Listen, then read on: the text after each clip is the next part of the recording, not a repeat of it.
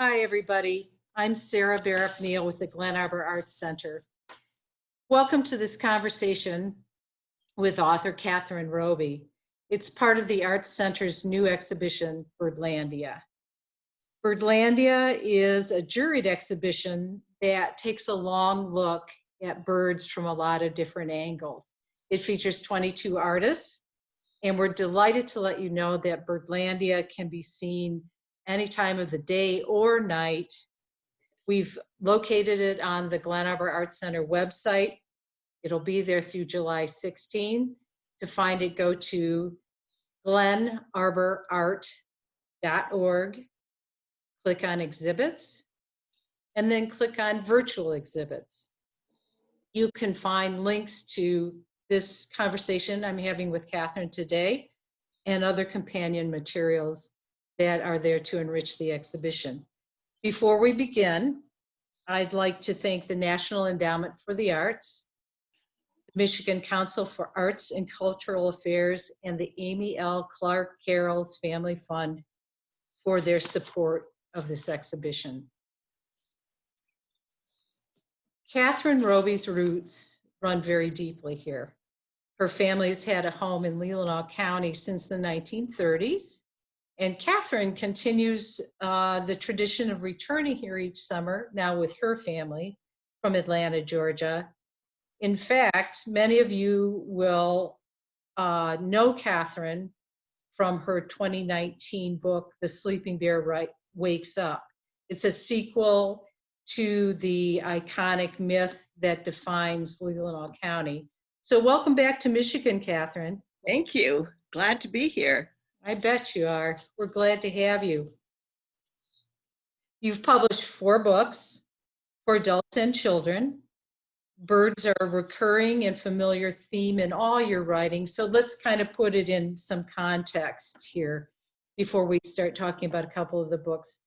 Your interest in your interest in birds goes back to childhood. It does. When I was a little girl, we had a noisy family. I had 4 siblings. I was second to the oldest.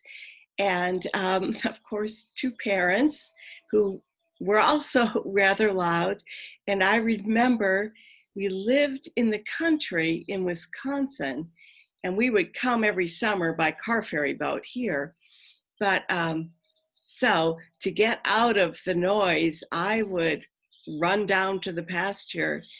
And I'll never forget the time I reached the creek and there was a huge bird standing in the water. It was a great blue heron and it was fishing.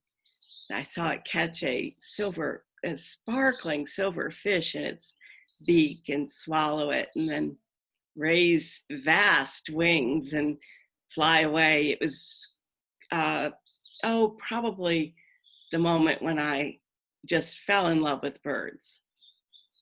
I've watched great blue heron along rivers, and they are remarkable. Your interest continues into adulthood. You were named Master Birder by the Atlanta Audubon Society in 2002. So tell us what the criteria is and what's the significance of having that title. Well, the criteria are, it's a really extensive course conducted by ornithologists at the in Atlanta. And I think we spent, so that was back in 2002. I was in the first class.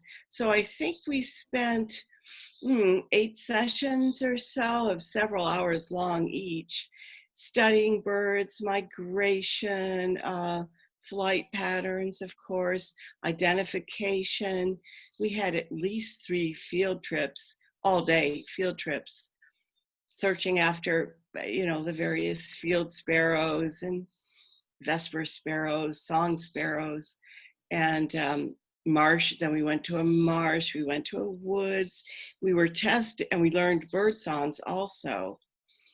Although I've always loved bird songs and I had studied them in my car on CDs. They're birdsong CDs.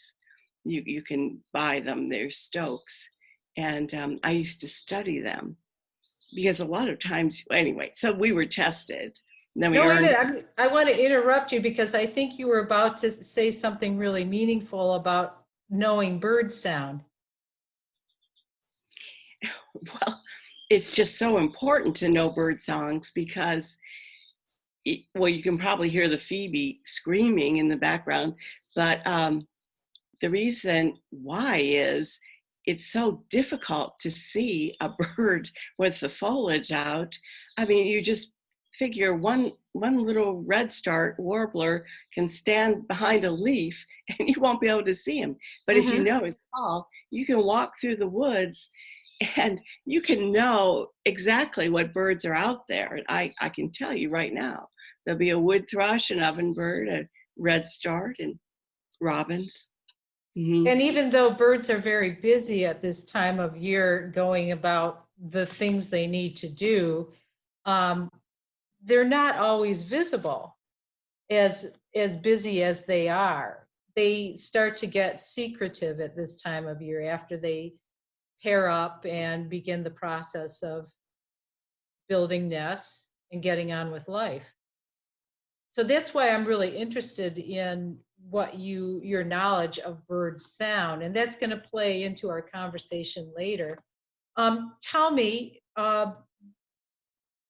what is the significance of being a master birder? Are there things expected of you? There are. You are to lead field trips, to volunteer hours, which I do a lot of times by reading from Where's the Party or one of my book-oriented children's books.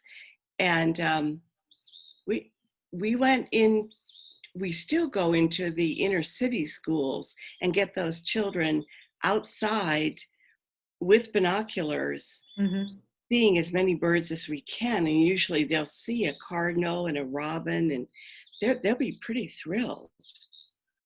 Yes, So these are birds that are in their neighborhoods too. yes. They live there too. Although birds fly in and out of nearly all your books, two books in particular offer wonderful examples of how you've created stories that tell us so much about birds and the ways they cross paths with the human world. So let's begin by talking about your 2011 children's picture book, Where's the Party? It's at the heart of this story are birds and bird sounds and songs and a little girl's awareness of them. There's a theme here that's repeating itself. So talk about Where's the Party and bird sound. Well, in Where's the Party, Julia wakes up to hear a robin singing outside her window, but she thinks that she hears words to his song. So she thinks he's saying, cheerily, there's news. And she wonders what news that could be. And then a cardinal starts singing the way they will sometimes, party, party, party. And she says, a party. She wants to go. So she pulls her clothes on and takes the stairs by two. And her mother is making wild strawberry jam in the kitchen. And her mother says, well, where are you going? And Julia says, or maybe it's Kate in the story. Kate says, I'm going to a party. And her mother says, well, where is it? And then Kate realizes she doesn't know. And just then a tufted titmouse calls from outside the door, this way, this way. So she goes, she's led on clues by the birds. There are 10 in the story. And she eventually winds up discouraged by the creek, and a great blue heron flies up croaking, you're late, you're late. But then a killdeer says, it's here, it's here. And then a father mallard duck comes out of the reeds with his chest puffed out, and turns out she's found a birthday party for mallard ducklings. They're a whole week old, and she had picked some wild strawberries along the way, so that turns out to be your present. The birds along the way in the story are kind of dropping breadcrumbs. Yeah. A little girl to help her. It's a great device for propelling the story. So two other things I've noticed in field guides, bird field guides, often they'll provide a phonetic Yeah. spelling and English language translations of the bird sounds, such as "Where's the party?" or "Who's the bird who says drink your tea?" Oh, well, that's yeah, the towhee, yeah. Yeah. Um, so did you have to consult another guide or some other reference to come up with um, the words that she would have understood that substitute for the bird's sound? Well, since I'd already studied birdsong, no, I could just visualize what birds would actually be there. And like with the Eastern meadowlark, which we have here, typically the phonetic words used to describe their song is spring of the year. So instead I substituted the party is near. So anyway, so I just, and then in the ebook, where you hear the audio bird songs, I went to the Cornell lab to get the actual songs pulled out. And we've linked the Cornell lab on our website on the exhibition page for Birdlandia, so people can go there and play around with all the bird sound recordings that they have there. It's a marvelous resource, and I know you've used it a lot as a reference for your writing. Yes, they have, oh gosh, thousands of bird songs from all over the world. And you can learn the songs in your own yard. Start small, but it really helps. It just enlarges your whole world, really, to know them. I couldn't agree with you more. New book, Birds Fill the Sky, is a book in process. You're writing about John James Audubon and his dog Plato. This book is also aimed at children ages 8 to 12, but I have to say that even though the book is aimed at a certain age group, I have learned so much from reading your children's literature. So I think that even adults would be interested in this story. In this particular story, you focus in on the 1830s when Audubon has traveled to Florida, which is still a U.S. territory versus a state. So tell us what was it about this particular trip that spawned your story? Well, the trip, Audubon had just returned from London, having found Robert Havell as a printer.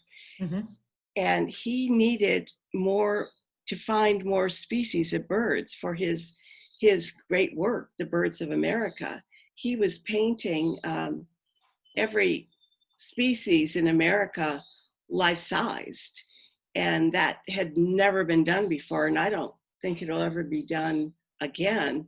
But so he wanted to go to Florida, where he'd heard that through a number of sources that there were many new birds for him to paint and include in his volumes of double elephant sized bird, he called them bird portraits.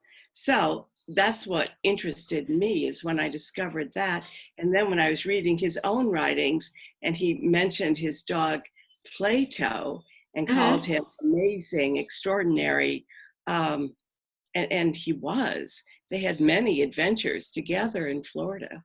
And there, he painted his most iconic drawings, like the American flamingo is familiar around the world, and the great white heron, the wood stork.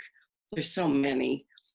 so many of the huge water birds, he would have to have them strike lifelike poses, but confined to a 2 foot by 3 foot piece of paper. So a 6-foot bird would naturally have to have its head extended downward to fit, but it made for some of his most, really his most exciting images. Would you like to read us from the book a little bit? I'd love to start at the very beginning when he goes to the St. Johns River in Florida. So this is the winter of 1831 through 1832. I'll just read you the first paragraph. It focuses on Plato because that's what would interest most children and draw them into the world of Audubon and the world of early America. So it begins. Restless, Plato circles the tiny cabin, then makes a huge curl around the feet of John James Audubon. The dog squeezes his eyes shut to keep out mosquitoes. At least these don't sting, but the smoke from their little fireplace does. Audubon and Plato are on a sailing ship, a schooner, a spark.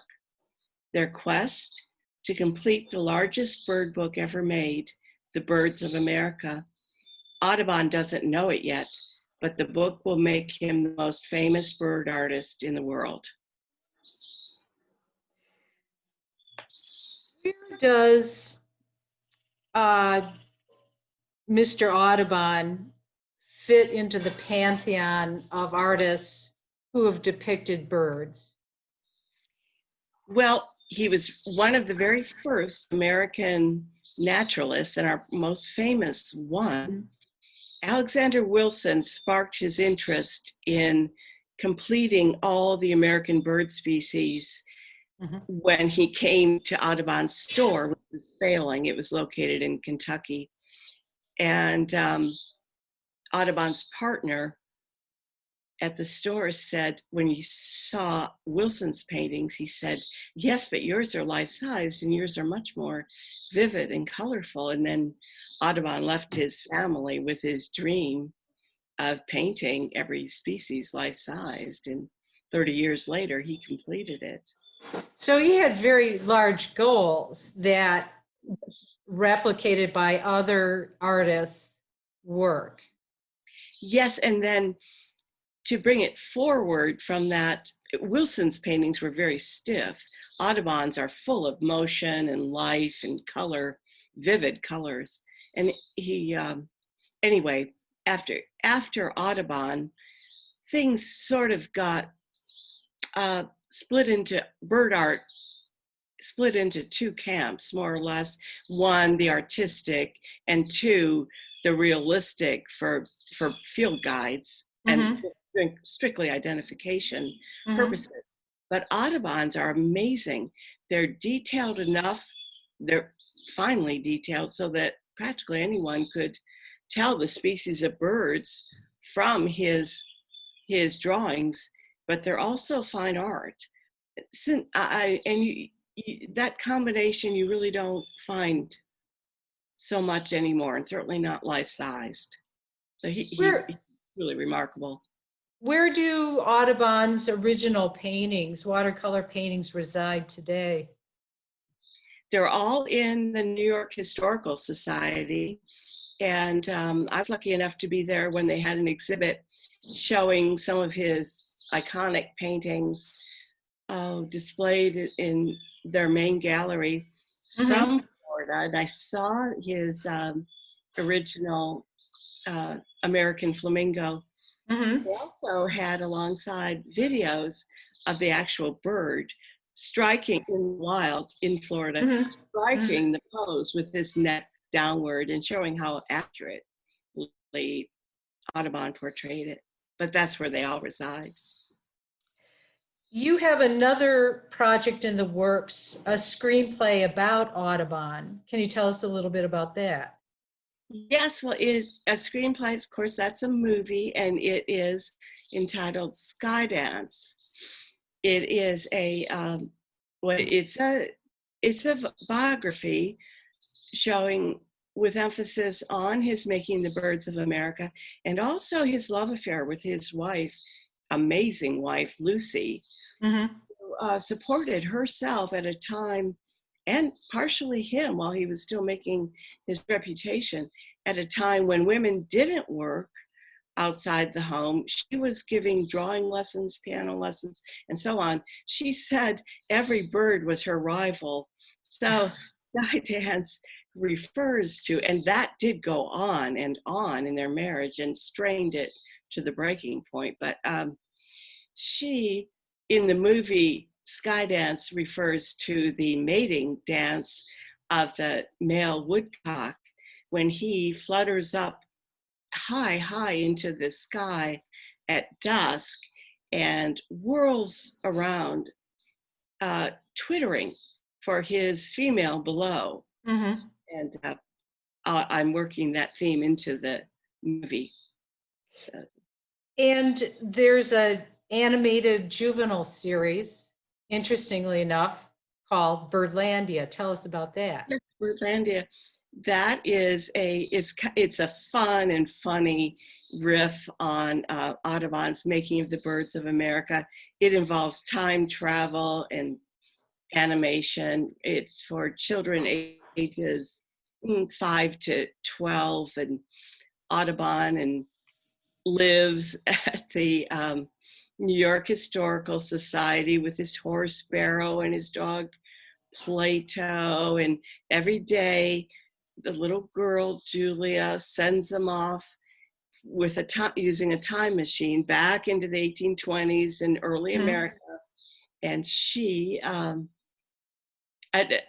with every episode, including of course the pilot, a calamity occurs. In the pilot, Audubon's chasing after, very unsuccessfully, the American robin in the fall of the year, and they're all migrating south, so they're all flying away from him in every which way, and Barrow's afraid of his own shadow and throws him. But anyway, eventually a big earthquake occurs and he falls to the earth into springtime and finds his robins, and as he paints them with his nestlings there. So Um, you are not confined by the parameters of history or biography. I love how you've taken the essence of Mr. Audubon and explored his life and his work in so many different ways.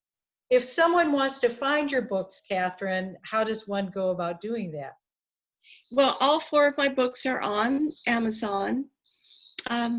They're under my writing name, Katharine Crawford Robey, or you can search for them by title, Where's the Party, or Hare in the Big Green Lawn, or Cardinal Coat, the book of short stories, or Sleeping Bear Wakes Up, of course. So We'll have a link on this video on our website to your personal website, so people can get to it and read more about you. I want to thank you so much for your time today.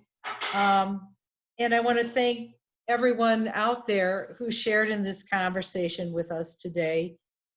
So from everyone at the Glen Arbor Arts Center, we wish you good birds and see you soon. Thanks, Katharine. thank you very much. I enjoyed it. All Bye. right. Bye-bye.